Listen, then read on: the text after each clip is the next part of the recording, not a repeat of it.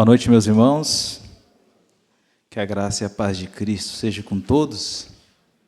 Vamos abrir a palavra do Senhor no Evangelho de João, capítulo de número 7. E nós vamos fazer a leitura dos versos 14 ao 24. Dar sequência na exposição do Evangelho de João. E vamos ler então aqui os versos 14 ao 24. Diz assim a palavra do Senhor: Corria já em meio à festa, e Jesus subiu ao templo e ensinava. Então os judeus se maravilhavam e diziam: Como sabe este letras sem ter estudado? Respondeu-lhe Jesus: O meu ensino não é meu, e sim daquele que me enviou. Se alguém quiser fazer a vontade dele, conhecerá a respeito da doutrina, se ela é de Deus ou se eu falo por mim mesmo. Quem fala por si mesmo está procurando a sua própria glória. Mas o que procura a glória de quem o enviou, esse é verdadeiro, e nele não há injustiça. Não vos deu Moisés a lei? Contudo, ninguém dentre vós a observa. Por que procurais matar-me? Respondeu a multidão: Tens demônio? Quem é que procura matar-te? Replicou-lhes Jesus: Um só feito realizei, e todos vos admirais.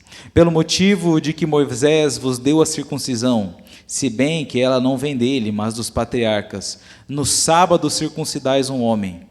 E se o homem pode ser circuncidado em dia de sábado, para que a lei de Moisés não seja violada, por que vos indignais contra mim pelo fato de eu ter curado num sábado ao todo um homem? Não julguei segundo a aparência, e sim pela reta justiça. Vamos orar?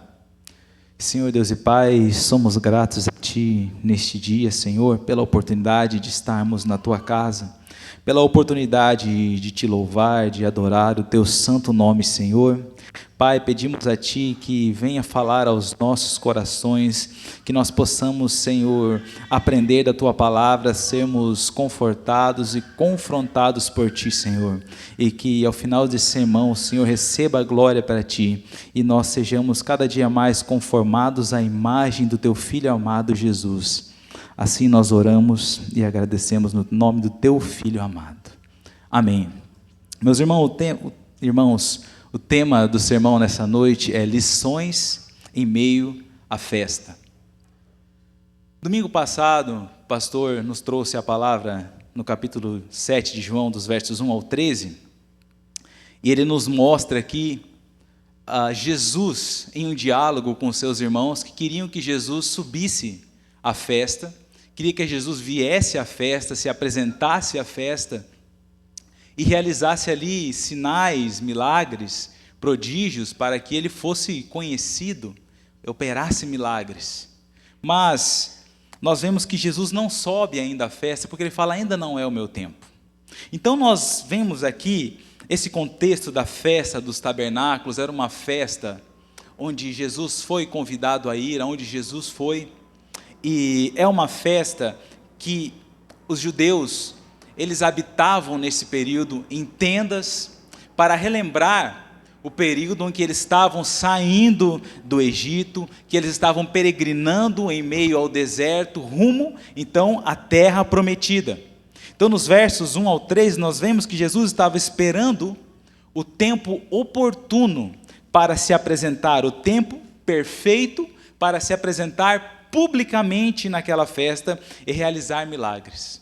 Agora imagina você indo a uma festa, então você começa a falar durante aquela festa, você começa a discursar durante aquela festa, e as pessoas ficam maravilhadas, admiradas com aquilo que você está falando, elas ficam felizes, contentes, elas se admiram daquilo que você começa a falar, mas de repente, o tom do seu discurso muda, e você começa a apontar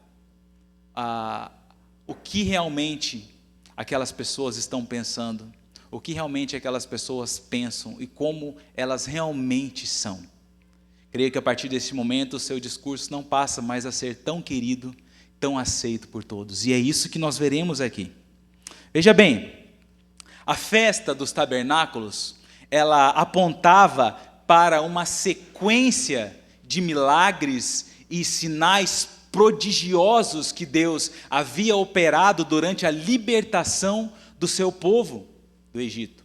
A festa apontava para sinais, a festa apontava para o passado, para estes sinais, e a festa apontava para o futuro, para o Messias também, para Cristo. Então, naquele momento de festa, onde havia ali uma expectativa, uma esperança, uma lembrança, uma memória daqueles milagres, daqueles grandes feitos, Jesus aparece e ele não vai operar milagres nessa sessão do capítulo 7. Você não vai ver aqui Jesus operando nenhum tipo de milagre, mas você vai ver Jesus pregando a palavra em todo o momento. A festa era esse momento de celebração, esse momento de alegria. Mas Jesus, na festa, ele vai ensinar algumas lições que para a grande maioria que estava ali não foram muito agradáveis. Jesus vai nos mostrar que o que nós necessitamos não é de milagres, não é de sinais, mas sim da palavra de Deus, de reconhecer quem somos, de entender quem nós somos. Nós necessitamos da palavra que aponta para nós, a palavra que conforta, mas a palavra que confronta, a palavra que anima, a palavra que liberta. Então nós veremos Jesus ensinando algumas lições nessa festa durante o tempo que ele estava pregando e ensinando. E o primeiro ponto que eu quero falar nessa noite é que o ensino de Jesus deve nos fascinar.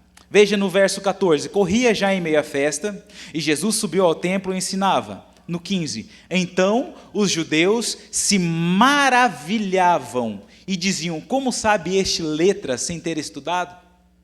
Os grandes mestres da lei, os grandes rabis, eles aprendiam aos pés de outros grandes mestres. Eles haviam estudado nas escolas rabínicas, eles haviam se preparado, eles viajavam constantemente aos grandes centros de ensino para aprender aos pés de outros mestres. Então, grandes mestres se formavam aos pés de outros grandes mestres. Mas Jesus não havia estudado com nenhum desses grandes mestres. Jesus não havia se matriculado em nenhuma escola de erudição, nenhuma escola rabínica. Porém, Jesus era detentor de um grande conhecimento, e diante disso eles ficaram, aqui o texto diz, que eles ficaram maravilhados, admirados com o ensino de Jesus. Literalmente, o texto aqui diz, de forma alguma ele adquiriu conhecimento, eles estavam maravilhados, como esse homem, Jesus, tem todo esse conhecimento. Nós sabemos que na condição de Deus, Jesus, ele é a fonte do conhecimento. Jesus, ele é a fonte de toda a sabedoria, de todo o saber. Isaías, no capítulo 40, vai dizer, quem guiou o Espírito do Senhor? Ou como seu conselheiro o ensinou? Com quem ele tomou conselho para que lhe desse compreensão? Quem o instruiu da vereda do juízo? E lhe ensinou sabedoria, e lhe mostrou o caminho do entendimento. Então aqueles homens, ao ouvirem as palavras de Jesus, aquilo que ele ensinava, eles passaram a ficar admirados. E é esse mesmo o efeito que a palavra de Jesus deve causar em nós, a admiração, fascínio. A palavra de Jesus deve nos maravilhar. Agora eu pergunto a você nessa noite, qual é o efeito que o ensino de Jesus tem na tua vida? Quão preciosa é a palavra de Jesus para você? O quanto você ama os ensinos de Jesus? Nós podemos ver no Salmo 119, no versículo 72, que o salmista vai dizer que para mim vale mais a lei que procede da tua boca do que milhares de prata e de ouro. Ainda no Salmo 119 ele vai dizer, quanto amo a tua lei, é a minha meditação todo dia. Mais adiante ele diz, quão doces são as tuas palavras ao meu paladar, mais doce do que o mel à minha boca. Ele ainda fala que os testemunhos do Senhor eu os recebi por legado perpétuo, porque me constituem o prazer do meu coração. A palavra de Jesus deve ser a fonte da nossa alegria, a fonte do nosso prazer, a fonte da nossa admiração. Veja, a palavra de Jesus deve ser a fonte do nosso prazer. Nas palavras de Jesus, nós devemos encontrar o nosso contentamento. Elas devem nos maravilhar. Porém, nós veremos mais tarde, durante esse texto, e nas próximas exposições, que a admiração que eles tiveram com o ensino de Jesus foi uma admiração meramente intelectual. A partir do momento em que eles foram confrontados pelos ensinos de Jesus, o fascínio e a admiração pela palavra cessou, terminou, findou-se.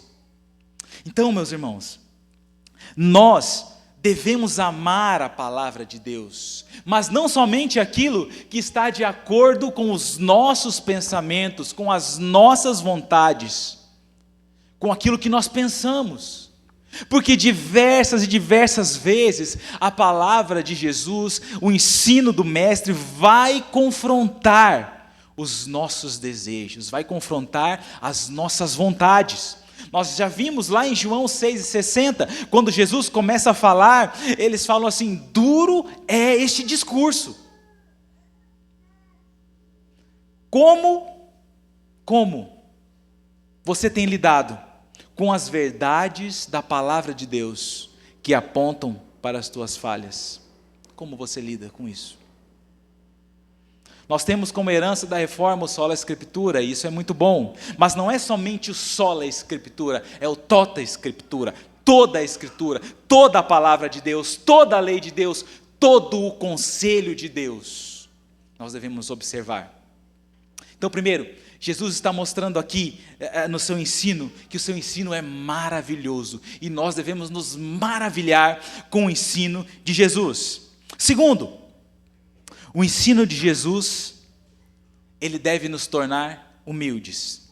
Vamos ver a partir do verso 16 até o 18. Respondeu-lhe Jesus: o meu ensino não é meu, e sim daquele que me enviou. Se alguém quiser fazer a vontade dele, conhecerá a respeito da doutrina, se ela é de Deus ou se eu falo por mim mesmo. Quem fala por si mesmo está procurando a sua própria glória, mas o que procura a glória de quem o enviou, esse é verdadeiro e nele não há injustiça. Em diversas passagens dos evangelhos, nós podemos encontrar aqui os judeus reconhecendo a autoridade do ensino de Jesus. Por exemplo, lá em Mateus capítulo 7, quando Jesus acabou de proferir essas palavras, estavam as multidões maravilhadas, porque ele ensinava como quem tem autoridade e não como os escribas. Agora perceba que Jesus, mesmo sendo Deus, mesmo sendo o Verbo encarnado, ele não teve por usurpação o ser igual a Deus, mas ele fez o quê? Esvaziou-se a si mesmo, tomando forma de servo, e não arrogou glória para si. Antes disse: o meu ensino não é meu, mas daquele que me enviou. Veja, o próprio Cristo se sujeita ao Pai. Ele mesmo sendo Deus, dá toda a glória ao Pai. E quem somos nós para nos engrandecermos de alguma forma, quando realizamos algo, ou conquistamos algo, ou estamos fazendo algo que cause até admiração em alguém? O próprio Cristo não tomou para si a glória, mas disse: o meu ensino não é meu, é do meu Pai que me enviou. Então veja, algumas lições que nós podemos aprender com Jesus sobre humildade nos versos 17 e 18. Jesus vai ensinar também aqui que quem quer fazer a vontade de Deus deve conhecer a palavra de Deus. Verso 17: se alguém quiser fazer a vontade dele, conhecerá a respeito da doutrina.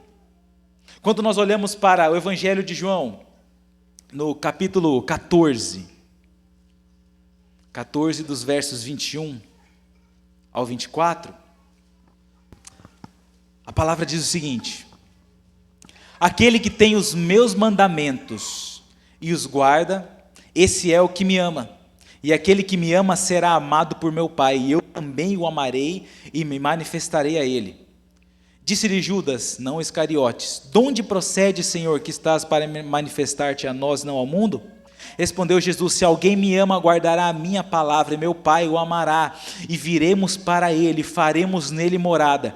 Quem não me ama, não guarda as minhas palavras, e a palavra que estás ouvindo não é minha, mas do Pai que me enviou. Então, amar a Deus é amar a palavra de Deus, todo o conselho de Deus. Jesus vai dizer que a minha comida e a minha bebida é fazer a vontade do meu Pai que me enviou. Quantas e quantas vezes nós agimos como filhos mimados, querendo que a nossa vontade seja feita? Quantas e quantas vezes? O grande problema é que nós não conhecemos a palavra de Deus suficientemente a ponto de ela refrear, reprimir os nossos impulsos, as nossas vontades. Veja, quando Jesus foi levado ao deserto e ele foi ali sendo tentado, Jesus conhecia as Escrituras, por isso ele pôde fazer a vontade de Deus. Quando o diabo o interpela ali e oferece para ele, ele diz para ele, sugestiona que ele transforme os pães em pedras, ou que ele se jogue para que os anjos ali o salvem, ou fala para que dará tudo para Cristo se ele o adorar. Jesus responde o quê? Está escrito.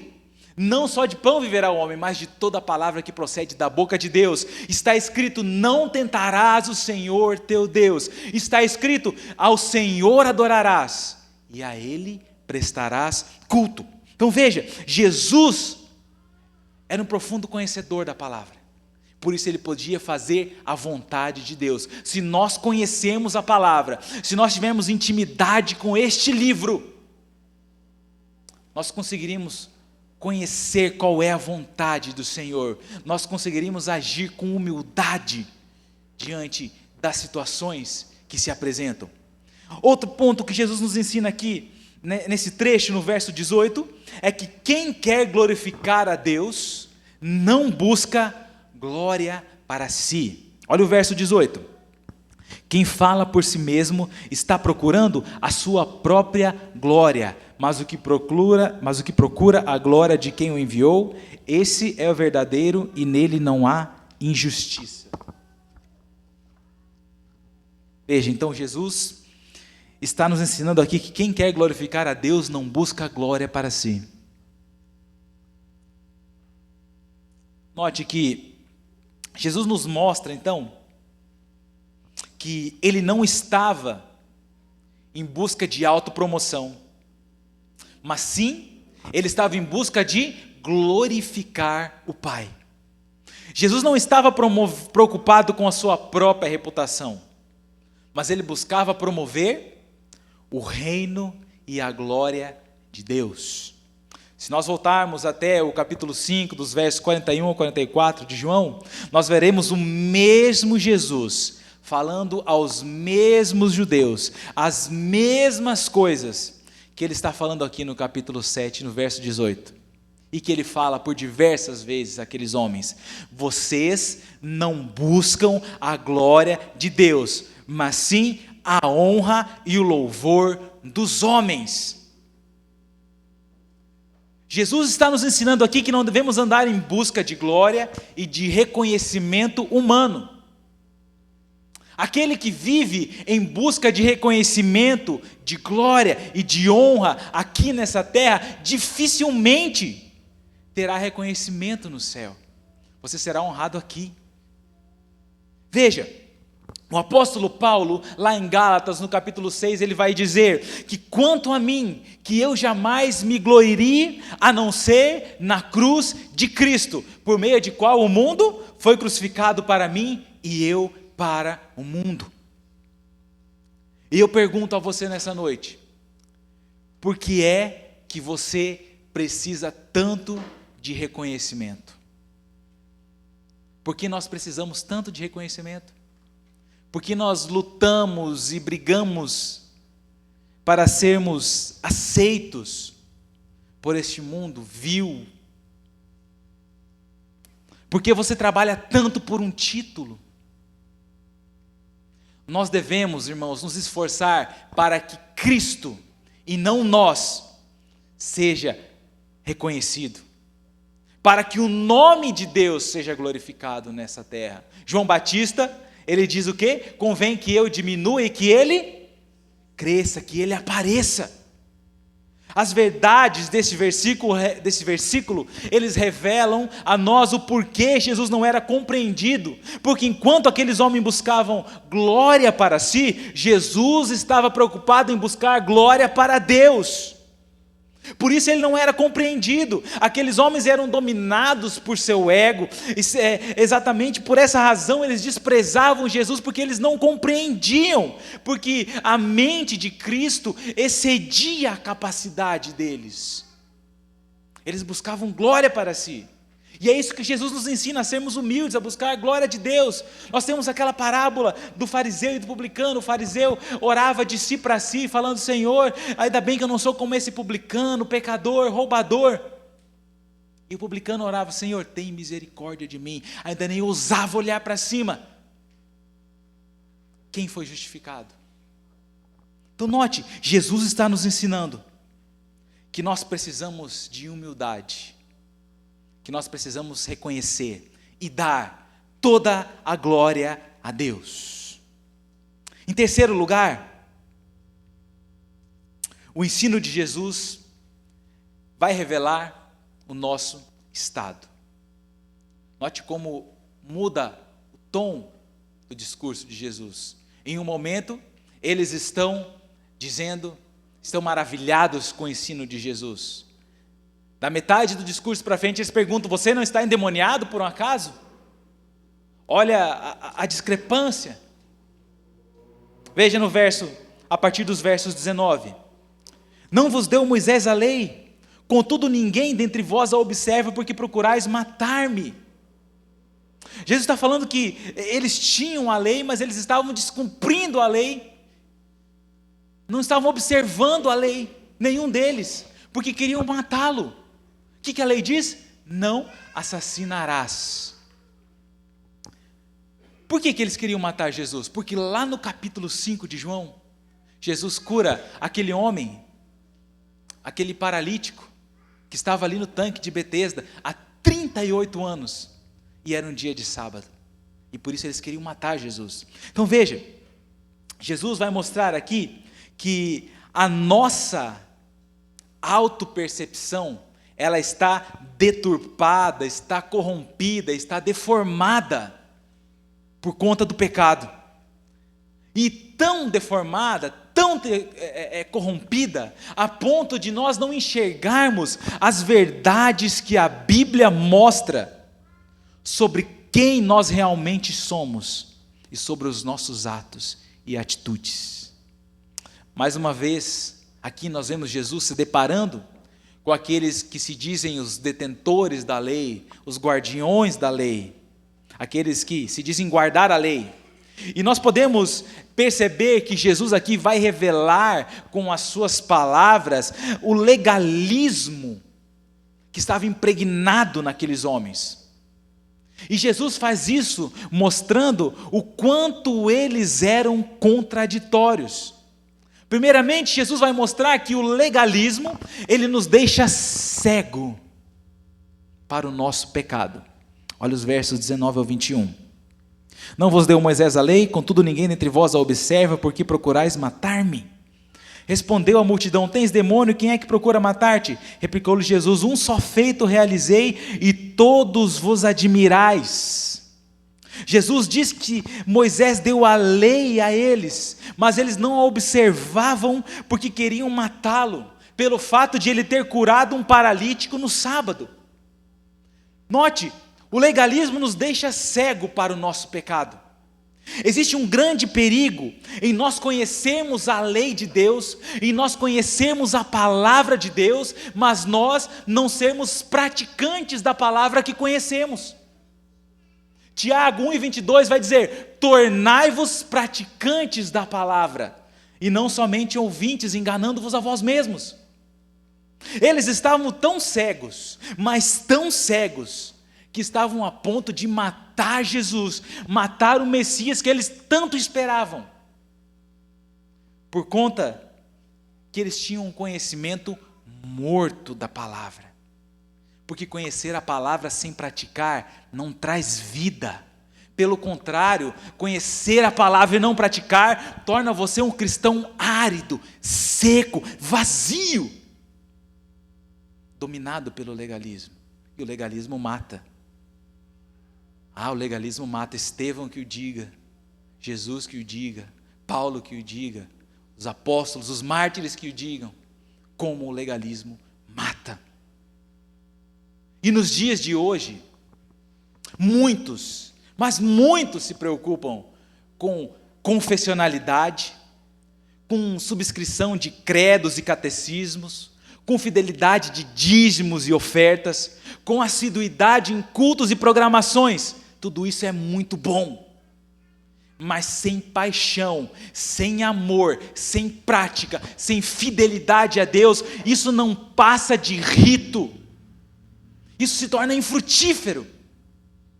Eu cumprir rituais, nós precisamos de vida prática, piedosa, sem esquecer da lei, sem esquecer da palavra, sem esquecer dos bons costumes que nós temos.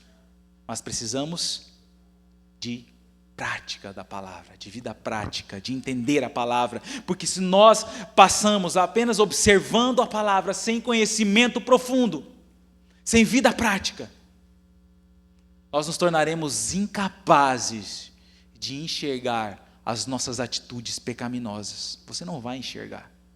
Você vai olhar para aquilo que você está fazendo, para aquilo que você está cumprindo, para aquilo que você está dando, para aquilo que você está cumprindo como um rito, e você não vai olhar para dentro de você mesmo. Aqueles homens estavam dessa maneira. Que o Senhor, através da sua palavra, meus irmãos, abra os nossos olhos espirituais, para que nós tenhamos saúde espiritual. Outro ponto que Jesus vai mostrar sobre o estado daqueles homens é que o legalismo nos faz buscar justificativas. Olha os versos 22 e 23. Pelo motivo de que Moisés vos deu a circuncisão, se bem que ela não vem dele, mas dos patriarcas, a circuncisão era antes, veio com Abraão, não com Moisés. No sábado, circuncidais um homem. E se um homem pode ser circuncidado em dia de sábado, para que a lei de Moisés não seja violada, por que vos indignais contra mim pelo fato de eu ter curado num sábado ao todo um homem? O sábado é o dia do Senhor.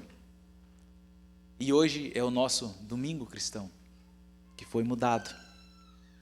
Porém, nesse dia de descanso, nesse dia de adoração a Deus, não nos é vedado fazer obras de misericórdia, de necessidade. Agora, o que Jesus está falando aqui é que se a circuncisão ela era um aperfeiçoamento de uma parte do corpo, de um órgão, quanto mais a cura de um corpo todo, inteiro de um homem. Veja a incoerência dos judeus. Para eles não tinha problema algum quebrar o sábado, para que a lei da circuncisão não fosse quebrada. Por exemplo, uma criança devia ser circuncidada ao 8º dia, quando nascesse. Se o 8º dia caísse num sábado, obviamente teria que ser circuncidada no sábado. Então, ali eles não se importavam com isso, em quebrar uma lei em detrimento de outra. Eles faziam isso com frequência, com regularidade. Mas enquanto isso, justificava os seus propósitos. Enquanto isso, justificava aquilo que eles queriam. E nós, irmãos, somos campeões de fazer isso. Nós somos campeões em achar justificativas plausíveis que concordem com as nossas práticas. Sabe, é pecado só quando os outros estão fazendo. Para mim, eu acho uma boa justificativa. Quantas e quantas vezes nós fazemos isso? Nós, todos.